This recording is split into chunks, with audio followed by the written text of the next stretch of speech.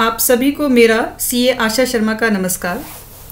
Friends, with this video I am going to discuss one of the important topic which is regarding latest amendment in the Income Tax Act, which is related to MSME payments and its disallowance and its allowance. So before going to the income tax provisions which is applicable with assessment with effect from assessment year 24-25 means कि from the current financial year जो कि अभी मार्च में over होगा, यानी कि financial year 2023-24. But before going to the income tax provision, let's first discuss what is an MSME. MSME क्या है? ठीक है, MSME गवर्न होती है by the MSMED Act, Micro Small and Medium Enterprises Development Act 2006. इसमें in the month of June 2020 government ने, ministry of MSME ने MSME के क्राइटेरिया को बढ़ाया था, जिससे कि बहुत सारी एंटिटीज एलिजिबल हो गई थी to get the registration under this MSME act. अब मिनिस्ट्री ऑफ MSME का जो नोटिफिकेशन मैंने अभी बात की जून 2020 की, the date was 23 June 2020 and after the amendment in June 2020 जो कि रिवाइज्ड क्लासिफिकेशन है एप्लीकेबल हुई फ्रॉम द 1 जुलाई 2020 इटसेल्फ. एंड इसमें इन्होंने एक मेजर चेंज किया जहाँ पे उन्होंने एलिजिबिलिटी क्राइटेरिया रखा on the basis of turnover and investment in plant and machinery. Section 2 clause E जो है ऑफ MSMED एक्ट डिफाइन करता है एंटरप्राइजेस को. ये कहता है any entity which is engaged in manufacturing or the service provider entity, they are eligible to get the registration. कुछ restrictions है यहाँ पे. फॉर एग्जाम्पल फॉरेस्ट्री और फिशिंग हो गया, उनको एलिजिबल नहीं है, they can't take registration under this MSME act. इसके अलावा एक्टिविटीज़ ऑफ हाउस होल्ड as employees for domestic personal, ये भी अलाउड नहीं है. एंटरप्राइज को डिफाइन करने के बाद हम बढ़ते हैं क्लासिफिकेशन क्राइटेरिया. क्लासिफिकेशन क्राइटेरिया क्या है? कब कौन सी एंटिटी माइक्रो मानी जाएगी? When it will be treated as medium or it will be treated as small. So for micro enterprises, one entity will be regarded as micro if the investment in plant and machinery and equipment is maximum up to 1 CR, I mean 1 crore, and annual turnover other than export, because export turnover अगर है तो that will not be counted as part of turnover for the for checking whether it is eligible for MSME or not. Annual turnover a maximum up to 5 crores, meaning thereby if an entity engaged in manufacturing or service provider, its investment in plant and machinery and equipment is up to rupees 1 crore and annual turnover is up to rupees 5 crore, then it will be treated as micro enterprises. Similarly, if the investment in plant and machinery and equipment is up to 10 crore, more than 1 crore but up to 10 crore, and its annual turnover more than 5 crore but up to 50 crore, then it will be treated as small entity. And if it is a medium के लिए हम क्या criteria है? अगर investment in plant and machinery is maximum up to 50 crore, meaning thereby above 10 crore but up to 50 crore, and turnover above 50 crore but up to 250 crore, then it will be treated as medium enterprises. And if the investment in plant and machinery or turnover goes beyond 50 crore or 250 crore as the case may be, then it won't be treated as micro, small or medium. It will be out of this MSME criteria. Now let's talk about the payment conditions. Government बहुत incentivize करती है MSME को, इनके लिए काफ़ी safeguards भी लेकर के आती हैं. उन्हीं में से एक है regarding the payment terms. Payment terms provide किए गए सेक्शन 15 ऑफ MSMED एक्ट में. ये कहता है that buyer has to make payment on or before the agreed date if there is any agreement in writing. In otherwise case he has to make the payment before the appointed date. अब ये appointed date क्या है? Agreed period क्या है? Appointed date means 15 days from the date of acceptance, जिस पे आपने कहा कि हमें ये गुड्स एक्सेप्ट कर लिए या ये सर्विसेज एक्सेप्ट कर ली, then it will be the appointed date. उसके मैक्सिमम 15 डेज के अंदर you need to make the payment if there is no written agreement. And अगर रिटर्न एग्रीमेंट है आपका, then in that case as per the date आपकी जो भी आपने अपने रिटर्न एग्रीमेंट में डिफाइन की है कि वेदर 30 days, 40 days, 45 days, यहाँ पे एक कैच और आता है that this agreed period can not be more than 45 days.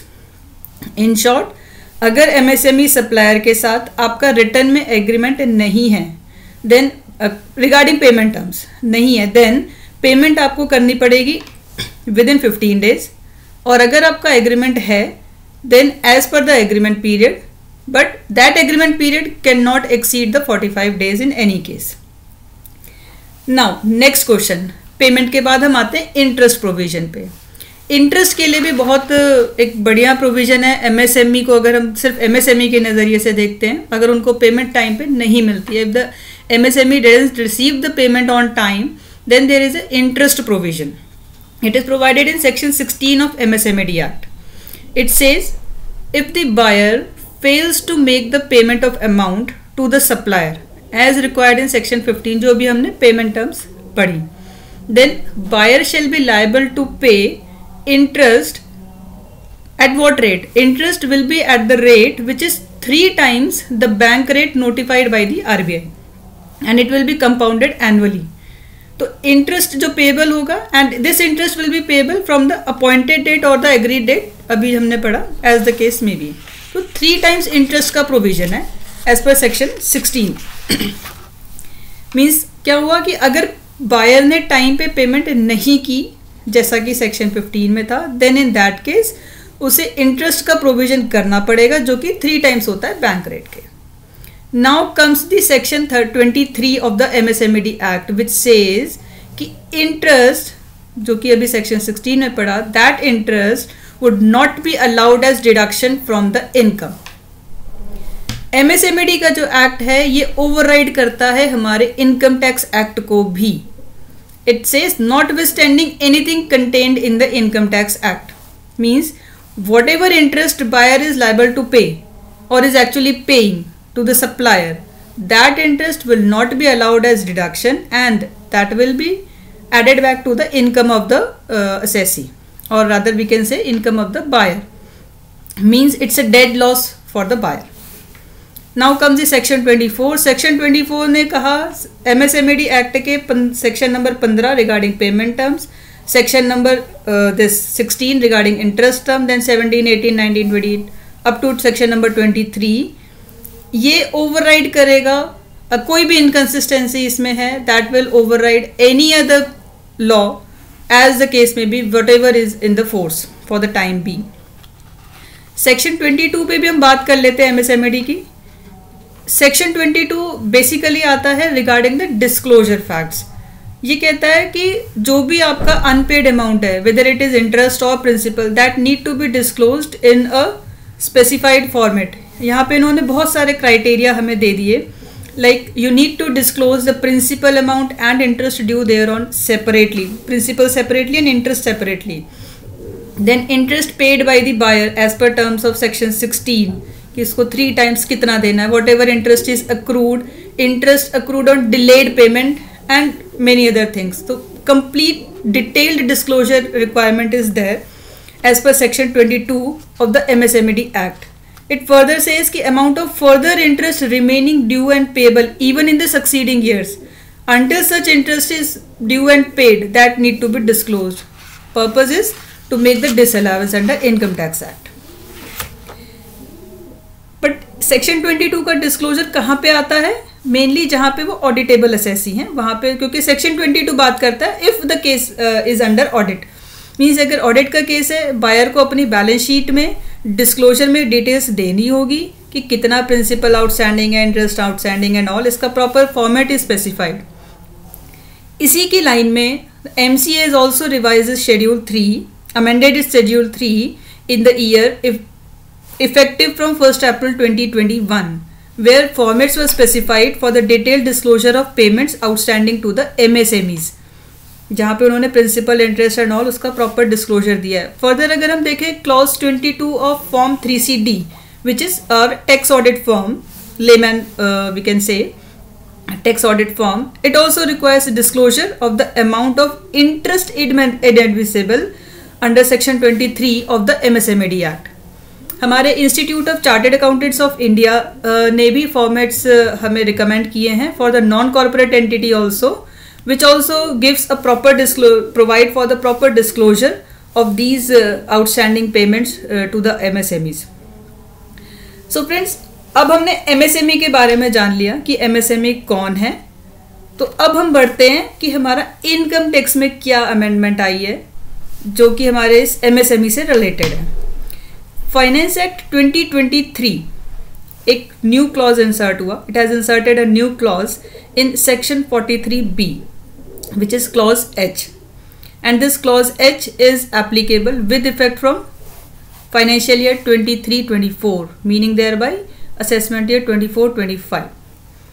Clause H कहता है कि any sum payable by the assessee to a micro or small enterprises, mind it, micro or small enterprises beyond the time limit specified in section 15 of the MSMED Act.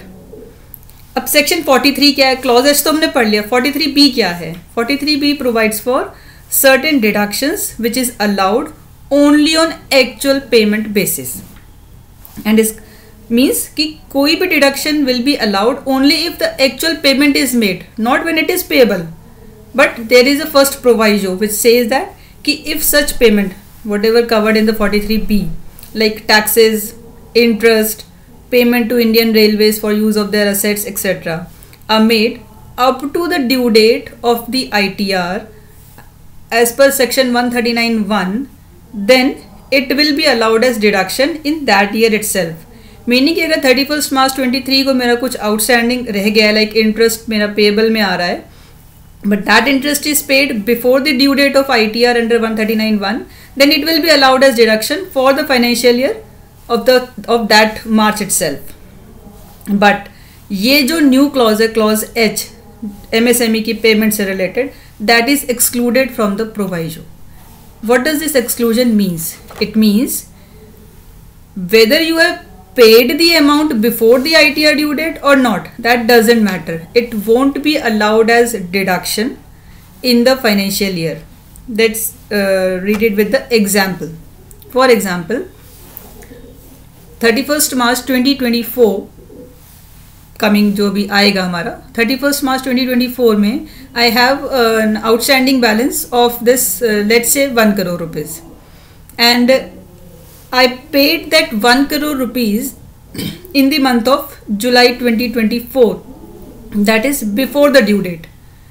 Even then it won't be allowed as deduction in the financial year 23-24. So when it will be allowed? It will be allowed only in the year when it is actually paid. But there is one carve out here. The thing is, if that outstanding is paid within the time agreed upon or within the 15 days in case there is no return agreement, meaning thereby अगर मेरा 31 मार्च का कोई outstanding balance है and मैं उसको पे कर देती हूँ up to let's say 14th अप्रैल को with in the 15 days, then it will be allowed in that financial year itself, in the financial year 23-24 itself.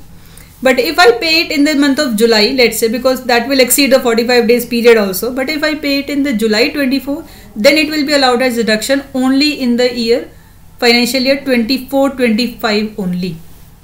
तो what will happen? Let's say कि मेरा नेट प्रॉफिट आ रहा था 10 lakh rupees का, मेरा micro or small entity की तरफ outstanding था 80 लाख रुपीज़ का, ठीक है, and I paid whole 80 lakh in the month of July, then this whole 80 lakh will be disallowed and added to my profit. So 10 lakh profit plus 80 lakh of disallowance. Total income for the financial year 23-24 will be rupees 90 lakhs. Right? And if I pay that 80 lakh rupees or any portion of it, let's say 25 lakhs I paid, let's say 30 lakh rupees I paid in the month of April up to 10th of April. Then balance 80 lakhs minus 30 lakhs because 30 lakh I paid in time. So balance 50 lakh will be added back to my income. So 10 lakh profit plus 50 lakh, total 60 lakh will be my income for financial year 23-24. Now second example देखते हैं कि let's say my supplier's turnover is, let's say, 300 crores, then it's not applicable. Why? Because that supplier or creditor, you can say, that supplier is a medium enterprises, and this 43B clause H is applicable only for the micro and small enterprises. What about trader? If I have purchased goods from the trader, then in my humble opinion, this 43B clause H will not be applicable in that case also, because as per the office memorandum issued by the Ministry of MSME, this trader can take the registration under MSME Act only for the purpose of priority sector lending benefit. So ideally this should not be allowed to them, this benefit of income tax. So let's hope for some clarification from the department side also, to avoid any litigation and anything else.